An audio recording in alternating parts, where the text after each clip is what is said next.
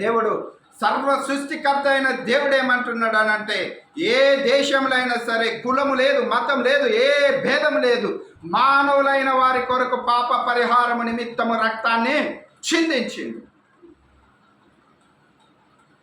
ఆయనకు కావాల్సింది ఏంటంటే దేశము అక్కర్లేదు, కులము అక్కర్లేదు, మనుషులైన వారి కొరకు ఆయన ఈ భూమి మీదకి వచ్చిండు.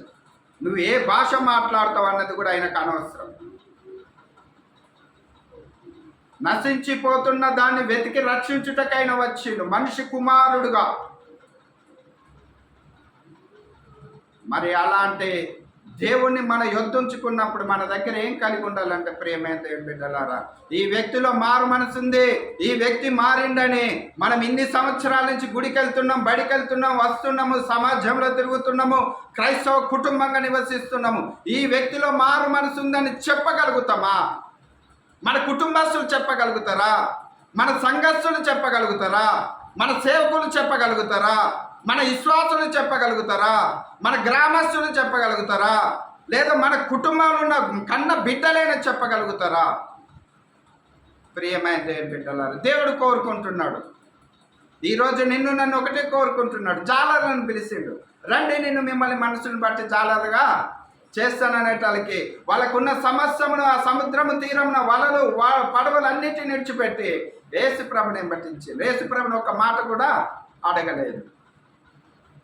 ప్రియమైన దేవుని బిడ్డలారా, ఈ భూమి మీద నీ జీవిత యాత్రలు, నా జీవిత యాత్రలు ఎన్ని ఆటంకాలు వచ్చినాయి అన్నది కాదు, ఎన్ని సమస్యలు వస్తున్నాయి అన్నది కాదు, ఏ రీతిగా మనకు అడ్డంకాలు వస్తున్నాయి అన్నది కాదు, కానీ మన మారు మనసుతోటి, నూతనమైన మనసుతోటి, నూతనమైనగా మనం ఏ రీతిగా ముందుకెళ్తున్నాం అన్నది, నూతనమైన ఆలోచనలతోటి, అది దేవునికి ప్రయోజనకరంగా ఉండాలి, మనకు ఆశీర్వాదకరంగా ఉండాలి. మన సొంత ఆలోచన ఏమైందని అంటే మనల్నే మోసం చేస్తుంది. లేదు నేను ఇతన్నే నమ్మినా, వీరిని నమ్మినానంటే వారు కూడా మోసం చేయొచ్చు. దేవుని నమ్మిన వారు ఎన్నటికీ మోసపోరు. మనుషుల్ని నమ్మిన వారైనా మోసం చేస్తారు, చేయరు, కానీ దేవుడైతే మోసము చేయవాడు కాదు, మాట ఇచ్చి తప్పినవాడు కాదు. మరి ఈ రోజులలో నీ జీవిత యాత్రలో, నా జీవిత యాత్రలో, మన జీవిత ప్రయాణాలలో మనం కొనసాగుతున్నప్పుడు మనం ఒక రీతిగా ఉండాలని అంటే, అడుగుడే, వెతుకుడే. నాకే కష్టం వచ్చిన దేవుణ్ణి అడుగుతా. నాకు కూడా ఉన్నాయి, ఇబ్బందులు ఉన్నాయి, దుఃఖం ఉంది, బాధ ఉంది, వేదన ఉంది, అన్ని మానసికంగా అన్నీ కలిగి ఉన్నా. అయినప్పుడు కూడా నా సర్వానికి కూడా నా క్రీస్తే ఆదరణ.